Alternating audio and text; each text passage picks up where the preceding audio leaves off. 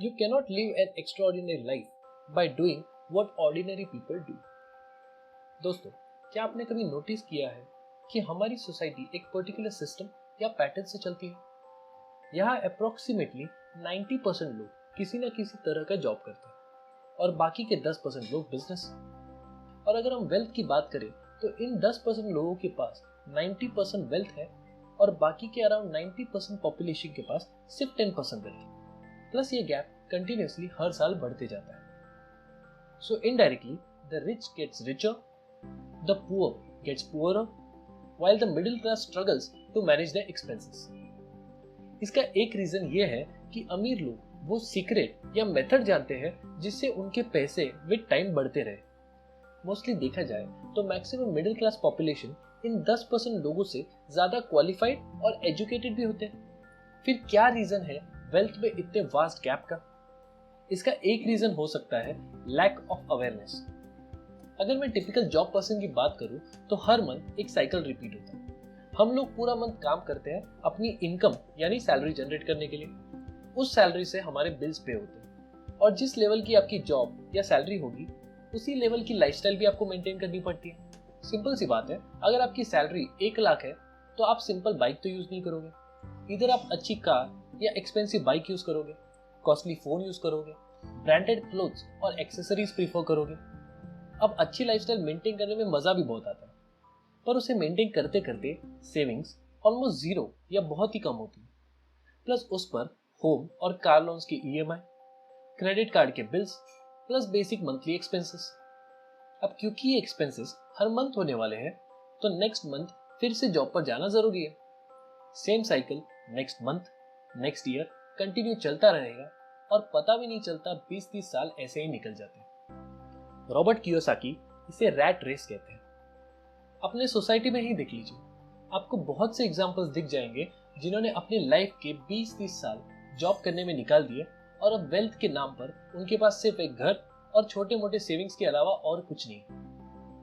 अगर आपको भी ऐसी ही लाइफ चाहिए जिसपे आधी से ज्यादा लाइफ लोन्स की ईएमआई भरने में निकल जाए तो ये वीडियो आपके लिए नहीं है। पर अगर आपको अपनी लाइफ में कुछ बड़ा करना है और उन 10% लोगों की कैटेगरी तक पहुंचना है तो आपको इस रैट रेस से बाहर निकलना पड़ेगा। और इससे निकलने का एक ही रास्ता है, फाइनेंशियल एजुकेशन। आगे बढ़ने से पहले हेलो फ्रेंड्स, मेरा नाम है डीसी और आप देख रहे हैं YouTube channel books for life. आज हम बात करने वाले हैं रॉबर्ट कियोसाकी की best seller book rich dad poor dad के बारे में। इस बुक में रॉबर्ट कियोसाकी ने अपनी पर्सनल लाइफ की स्टोरी शेयर की है और कैसे उनके 2 फादर फिगर्स ने उन्हें अलग अलग टाइप की एजुकेशन दी ये बताया। वीडियो को एंड तक जरूर देखिए क्योंकि ये फाइनेंशियल नॉलेज आपको स्कूल्स या कॉलेजेस में नहीं मिलेगा। तो चलिए फ्रेंड्स, स्टोरी शुरू करते हैं। The difference between what the rich and the poor believe. दोस्तों, रॉबर्ट हवाई नाम की जगह पर बड़े हुए।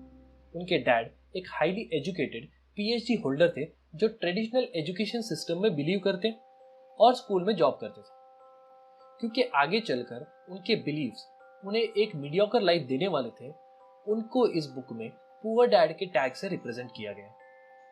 रॉबर्ट का एक फ्रेंड था माइक, जिसके डैड कम पढ़े लिखे थे पर वो ट्रेडिशनल एजुकेशन में नहीं बल्कि फाइनेंशियल एजुकेशन में बिलीव करते थे। वो कई बिजनेसेस रन करते और अमीर बनने के लिए काम करते, ना कि सिर्फ अपनी जरूरतें पूरी करने की। क्योंकि आगे चलकर वो हवाई के सबसे अमीर लोगों में से एक बनने वाले थे, उनको इस बुक में रिच डैड टैग से रिप्रेजेंट किया गया। अब क्योंकि दोनों रिच और पुअर डैड के बिलीव्स अलग थे, इसलिए उनकी मेंटालिटी भी अलग थी। चलिए कुछ डिफरेंसेस देखते हैं जो रिच डैड और पुअर डैड को डिफरेंशिएट करते हैं। पुअर डैड कहते थे कि अच्छे से पढ़ाई करो ताकि एक अच्छी कंपनी में जॉब कर सको। रिच डैड भी एजुकेशन पर स्ट्रेस देते थे और कहते थे कि अच्छी पढ़ाई करो ताकि अच्छी कंपनी ढूंढकर उसे खरीद सको। पुअर डैड एक्सक्यूजेस देते थे, क्योंकि मेरे पास बच्चे हैं इसलिए मैं अमीर नहीं बन सकता। रिच डैड अमीर बनने के रीजंस देते थे, क्योंकि मेरे पास बच्चे हैं मुझे अमीर बनना ही है। पुअर डैड कभी भी खाना खाते हुए पैसों की बात नहीं करते थे। रिच डैड एनकरेज करते थे कि खाना खाने के टाइम पैसों की बात करनी चाहिए। उनका मानना था कि अमीर लोगों के बच्चे पैसों के बारे में अपने पेरेंट्स से सीखते हैं ना कि स्कूल से। पुअर डैड मानते थे कि जब पैसों की बात हो तब रिस्क नहीं लेना चाहिए और सेफ खेलना चाहिए। रिच डैड कहते थे कि रिस्क को मैनेज करना सीखना चाहिए। पुअर डैड अपने घर को अपना सबसे बड़ा इन्वेस्टमेंट या एसेट समझते थे। रिच डैड अपने घर को एक लाइबिलिटी मानते थे और कहते थे कि अगर आपका घर आपका सबसे बड़ा इन्वेस्टमेंट है तो आप मुश्किल में हो। डोंट वरी, एसेट्स और लाइबिलिटीज क्या होते हैं ये हम नेक्स्ट टॉपिक पे डिस्कस करने वाले हैं। पुअर डैड कहते थे कि मुझे पैसों में कोई इंटरेस्ट नहीं है, मनी मैटर नहीं करता। रिच डैड कहते थे कि पैसा पावर है और अच्छी लाइफ जीने के लिए बहुत जरूरी है। पुअर डैड बिलीव करते और हमेशा बोलते कि मैं कभी अमीर नहीं बन सकता, और फाइनली वही हुआ। रिच डैड हमेशा खुद को अमीर बोलते थे, तब भी जब उनके पास पैसे नहीं थे। वो बोलते थे कि पुअर होने में और ब्रोक होने में बहुत फर्क है। ब्रोक एक टेम्पररी सिचुएशन होती है और पुअर एक permanent condition. Assets versus liabilities, ये सब्जेक्ट शायद ज्यादा लोगों को पता नहीं होगा। रॉबर्ट कियोसाकी की एक खास बात है कि वो कॉम्प्लिकेटेड और बोरिंग सब्जेक्ट फाइनेंस को भी एकदम सिंपल और इंटरेस्टिंग बना देते हैं। इसलिए उनकी एसेट और लायबिलिटी की डेफिनेशन थोड़ी अलग है। उनके अकॉर्डिंग एसेट वो चीज होती है जो आपके पॉकेट में पैसे डालती है, और लायबिलिटी वो चीज होती है जो आपके पॉकेट से पैसे बाहर निकालती है। सिंपल। चलिए एसेट्स और लायबिलिटीज के कुछ एग्जांपल देखते हैं। एसेट्स में सारे पैसे जनरेट करने वाले इंस्ट्रूमेंट्स जैसे कि stocks, bonds, mutual funds, properties जो आप रेंट पर दे सको, रॉयल्टीज, ये सब चीजें आती हैं।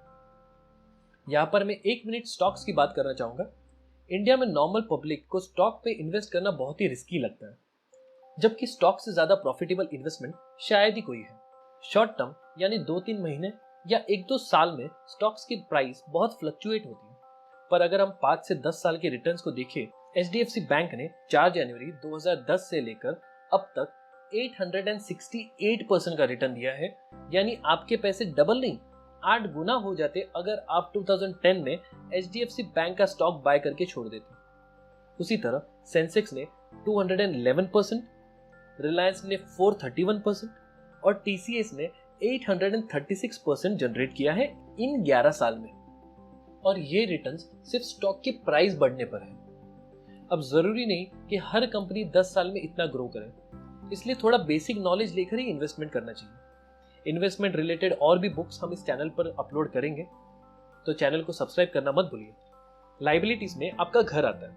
अब ये शायद थोड़ा आपके बिलीफ को कॉन्ट्राडिक्ट कर सकता है, पर अगर आप सोचे तो आप जिस घर में रहते हो उसके प्रॉपर्टी टैक्स, मेंटेनेंस और भी कई एक्सपेंसेस होते हैं। तो रॉबर्ट कियोसाकी की अकॉर्डिंग घर एक लायबिलिटी है क्योंकि वो आपके पॉकेट से पैसे निकालता है। उसी तरह car, credit card, luxury items जैसे बड़ा TV, premium mobile phones etcetera सब लायबिलिटीज में आते हैं। अब कभी कभी एसेट्स और लायबिलिटीज इंटरचेंजेबल भी होते हैं। फॉर एग्जाम्पल, कार एक लायबिलिटी है, लेकिन अगर आप उसे उबर या ओला में एनरोल करते हो तो वही कार आपको पैसे जनरेट करके देती है, इसलिए वो अब एक एसेट बन जाती है। अब जब आप एसेट्स और लायबिलिटीज के डिफरेंस को समझ गए हैं, तो रॉबर्ट कियोसाकी कहते हैं कि अब आप बहुत इजीली फाइनेंशियली इंडिपेंडेंट बन सकते हैं। अमीर लोग एसेट्स एक्वायर करते हैं और गरीब या फिर मिडिल क्लास लोग लायबिलिटी एक्वायर करते हैं ये सोच के कि वो एसेट्स हैं। अब ऐसा नहीं है कि अमीर लोगों के पास लायबिलिटीज नहीं होती और वो भी अपनी लग्जरीज बाय करते हैं, पर यहाँ पर टाइमिंग बहुत डिफरेंट है। पुअर पर्सन अपनी इनकम से लग्जरीज बाय करता है, मिडिल क्लास अपनी सेविंग से बाय करते हैं और अमीर लोग अपनी इनकम से एसेट्स बाय करते हैं। फिर उन एसेट से जो पैसे जनरेट होते हैं उससे अपनी लग्जरीज बाय करते हैं। बस इतना सा ही डिफरेंस है। अमीर लोग लास्ट में लग्जरीज बाय करते हैं और नॉर्मल लोग फर्स्ट। तो अगर आपको अमीर बनना है, एसेट्स क्या होता है सीखो और उसे एक्यूमुलेट करो। सिंपल। चलिए नेक्स्ट टॉपिक में इसे अच्छे से समझते हैं डायग्राम्स की हेल्प से। Cash flow pattern. Stop focusing on your income, focus on your assets. Robert Kiyosaki financial statement बहुत ही सिंपल तरीके से रिप्रेजेंट करते हैं ताकि सबको इजीली समझ आ सके। वो फाइनेंशियल स्टेटमेंट को 2 मेजर कॉलम से रिप्रेजेंट करते हैं। पहला P&L स्टेटमेंट यानी इनकम स्टेटमेंट, जिसमें इनकम और एक्सपेंसेस इंक्लूडेड है। दूसरा है बैलेंस शीट, जिसमें आपके एसेट्स और लाइबिलिटीज इंक्लूडेड है। जो एरो लाइन है वो पैसे के फ्लो यानी कैश फ्लो को रिप्रेजेंट करती है। अब इन डायग्राम्स के थ्रू हम एसेट्स और लाइबिलिटीज हमारे फाइनेंशियल हेल्थ को कैसे अफेक्ट करते हैं ये समझते हैं। एसेट से इनकम कॉलम में कैश फ्लो होता है और लाइबिलिटी से कैश फ्लो एक्सपेंस कॉलम के थ्रू खर्च होता है। अब अगर हम मिडिल क्लास और अमीर लोगों के कैश फ्लो को देखते हैं तो कुछ ऐसा दिखेगा। मिडिल क्लास का कैश फ्लो मैक्सिमम लाइबिलिटीज और एक्सपेंसेस के थ्रू फ्लो होता है। वो लाइबिलिटीज जो शायद दूसरों को इंप्रेस करने के लिए अच्छी हो पर आपके फाइनेंशियल फ्रीडम को एक ड्रीम बना देती है। अब अगर आप किसी रिच या फाइनेंशियली इंडिपेंडेंट पर्सन का फाइनेंशियल स्टेटमेंट देखें तो वो पहले अपने इनकम कॉलम से अपने एसेट कॉलम बिल्ड करते हैं और अब वो एसेट कॉलम अच्छा कैश फ्लो जनरेट करता है जिससे उनकी इनकम और बढ़ जाती है। नो डाउट उनकी लाइबिलिटीज भी होती है पर उनके एसेट कॉलम के कंपैरिजन में वो बहुत कम होती है। अब अगर दोनों मिडिल क्लास और रिच पर्सन का कैश फ्लो अगले 10 से 15 साल तक चलता रहे तो दोनों के फाइनेंशियल स्टेटमेंट कुछ इस तरह दिखेंगे। अब शायद आपको समझ में आ रहा होगा कि अमीर लोग टाइम के साथ और अमीर कैसे होते हैं, क्योंकि उनका एसेट उनके लिए इनकम कंटिन्यूसली जनरेट करता रहता है। ऑल्सो जो कैश फ्लो एसेट कॉलम से जनरेट होता है वो मोस्टली एक पैसिव इनकम होता है, इसलिए अमीर लोग अपने इनकम से ज्यादा एसेट्स पर फोकस करते हैं। मिडिल क्लास मैक्सिमम टाइम्स अपनी एक्टिव इनकम पर ही ज्यादा फोकस करता है और इसलिए वो कभी उस रैट रेस से बाहर नहीं निकल पाता। मैं एनकरेज करूंगा कि आप सब आज ही बैठकर अपना फाइनेंशियल स्टेटमेंट बनाएं और खुद असेस करिए कि फाइनेंशियल फ्रीडम की जर्नी में आप कहां स्टैंड करते हैं। लाइफ में इंप्रूवमेंट का फर्स्ट स्टेप हमेशा सेल्फ असेसमेंट होता है। तो गाइस, ये था वो नॉलेज जो रॉबर्ट कियोसाकी ने अपनी best seller book rich dad poor dad से हमें फाइनेंशियल इंडिपेंडेंट बनने के लिए दिया है। आपको इस वीडियो में सबसे अच्छा पॉइंट क्या लगा कमेंट करके जरूर बताएं। वीडियो को लाइक और शेयर जरूर करें, चैनल को सब्सक्राइब करें। वीडियो कैसा लगा कमेंट करें। बुक बाय करने के लिए लिंक डिस्क्रिप्शन में दी गई है। Thanks for watching.